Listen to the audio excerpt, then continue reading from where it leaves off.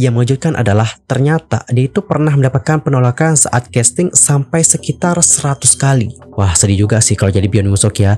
Tiba-tiba dipecat dan juga didepak dari drama tersebut. Pasti sedih banget. Hi everyone, I'm Sul Kim. Welcome back to my YouTube channel. Guys yang lagi nonton, gimana kabarnya hari ini? Apakah dalam kondisi yang baik-baik saja? Atau mungkin ada di teman-teman yang lagi dalam kondisi nggak baik-baik aja ya? Entah itu karena lagi sakit, lagi galau, atau lagi banyak banget nih masalahnya. Apapun itu, tetap semangat guys. Don't give up, fighting. Yorobun, di video kali ini kita bakal bahas tentang Byeon Woo-seok. Akan ada banyak hal yang akan kita bahas soal Byeon Woo-seok. Mulai dari profile, fakta, dan juga perjalanan karirnya. Lantas, seperti apakah informasi selengkapnya? Yuk mari kita kulik bareng-bareng. Untuk pertama, kita bakal bahas dulu mengenai profil dan juga fakta seputar Byeon Woo-seok. By the way, sumber informasi ini aku dapetin dari K-Profiles. Alright, berbicara mengenai profilnya, Byeon Woo-seok itu lahir dengan nama Byeon Woo-seok, berarti dia itu pakai nama aslinya guys. Dia lahir pada tanggal 31 Oktober tahun 1991. So, ini berarti bahwa dia itu berzodiak Scorpio. Yang nonton ada yang Scorpio juga nggak sih? Kalau ada, komen ya di kolom komentar. Terus untuk tingginya itu 189 cm.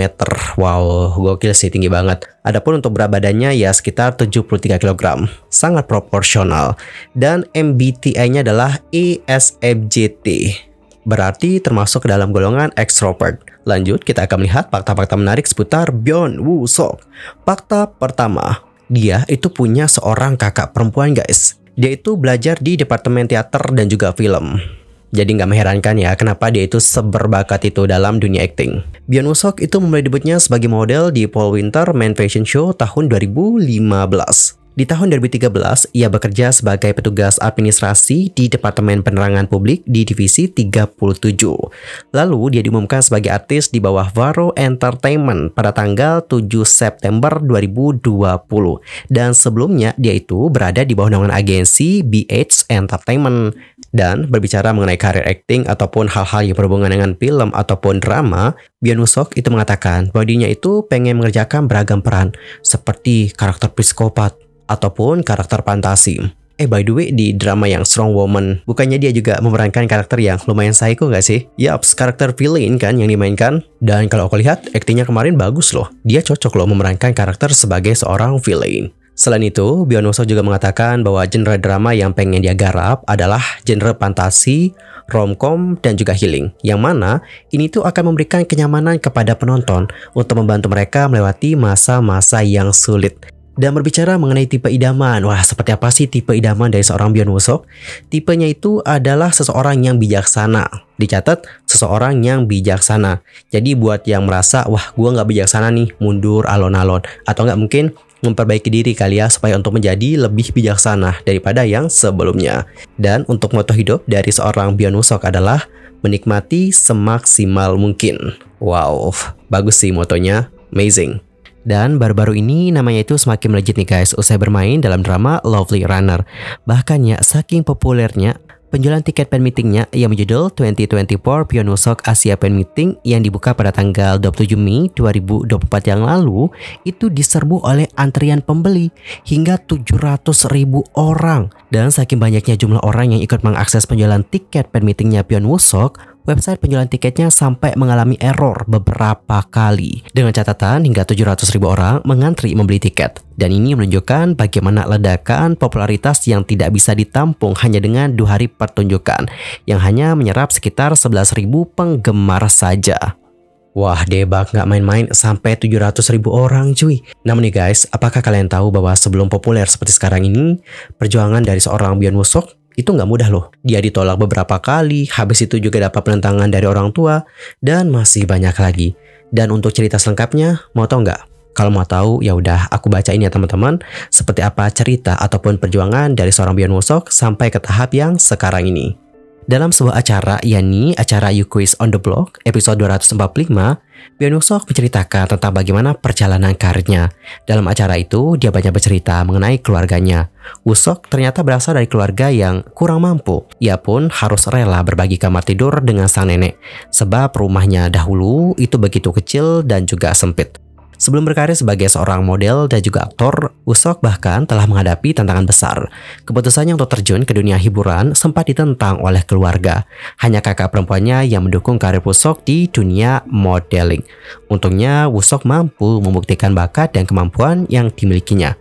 Ia pun memenangkan kontes di perusahaan tempatnya bekerja. Keluarga pun akhirnya merestui Byeon Woo-seok untuk terjun ke dunia akting. Dan Yorobun, ada satu pengalaman pahit yang begitu membekas di ingatannya Byeon Woo-seok. Hal itu adalah ketika dirinya dipecat dan juga didepak dari sebuah drama. Byeon Woo-seok mengatakan bahwa hal itu membuat harga dirinya terluka. Dia juga menceritakan bahwa dirinya itu sudah terlanjur masuk nih guys ke dalam grup chat, yang mana di grup ini itu beranggotakan para aktor yang bermain dalam drama tersebut. Ia pun bercerita seperti ini guys, ada grup chat untuk para aktor drama tersebut. Di saat akan menggelar makan malam bersama, aku meninggalkan pesan yang mengatakan bahwa aku tidak bisa berada di sana. Harga diriku terluka. Aku bahkan menangis untuk menghilangkan pikiranku ini. Wah, sedih juga sih kalau jadi Byeon Woo-seok ya. Tiba-tiba dipecat dan juga didepak dari drama tersebut. Pasti sedih banget. Dan guys, selain pernah didepak dari proyek drama, Byeon Woo-seok juga sering dimarahi oleh kru yang bekerja bersama dengan dirinya. Saking seringnya kena tegur, Woo-seok juga bahkan mengalami trauma. Lebih lanjut, dia bercerita seperti ini. Ada saat-saat ketika aku disingkirkan saat pembacaan naskah. Itu traumatis. Aku menerima banyak kebencian dan ada saat-saat di mana kepercayaan diriku rendah. Byeon Woo-seok lantas menambahkan, karena latar belakangku sebagai model, aku sangat suka syuting. Namun, saat aku menjadi aktor dan terus-menerus dimarahi, aku menjadi cemas di depan kamera. Jikalau aku berada di posisinya Woo-seok, aku dapat paham sih apa yang dirasakannya, kenapa dia itu bisa sampai cemas berada di depan kamera. Siapa sih yang gak cemas cuy? Terus-menerus dimarahi, dibilang ini, dibilang itu.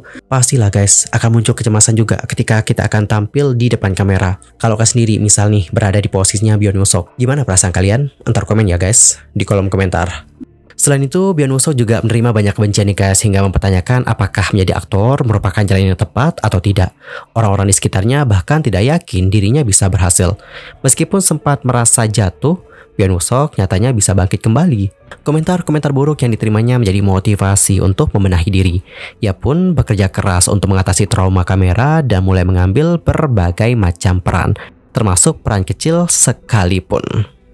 Di acara lainnya, yakni kanal YouTube Hong Seok-cheon yang tayang pada tanggal 16 April 2024 yang lalu, dia juga membagikan bagaimana perjuangannya untuk menjadi seorang aktor, yang mana ternyata itu tidaklah mudah guys. Yang mengejutkan adalah ternyata dia itu pernah mendapatkan penolakan saat casting sampai sekitar 100 kali. Wow, sampai 100 kali loh cuy.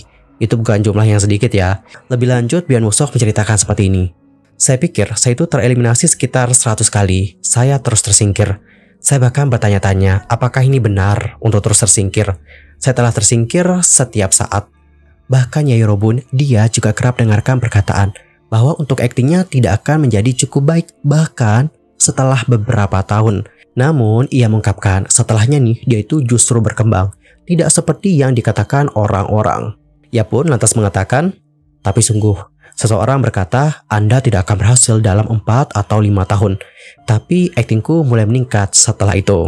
Wih, keren nih. Dia itu ngebuktiin sama orang-orang, gue bisa lebih baik. Tidak seperti yang Anda katakan. Wih, gokil. The real savage. Dan Yorobun, setelah perjuangan yang begitu berat ini, akhirnya Byeon Woo-seok merasakan kepopularitasan. Dan ini menjadi buah dari perjuangannya selama ini. Wow, jujur salut banget sih sama Byeon Woo-seok. Gak main-main sih perjuangannya. Debak. Dan teman-teman, semoga cerita dari Byeon Woo-seok ini dapat menginspirasi kalian ya, supaya tidak menyerah untuk mengejar cita-cita kalian. Intinya tetap semangat guys, jangan menyerah. Waiting. Anyway, cukup sekian ya guys untuk hari ini. I'm Sulkin pamit dan aku juga mohon maaf ya jika ada kesalahan, baik itu dalam ucapan, sikap, tindakan, dan mungkin ada kesalahan informasi. Mohon koreksi ya nanti di kolom komentar. Sampai jumpa semuanya dan selamat beraktivitas. Goodbye everyone. Bye-bye.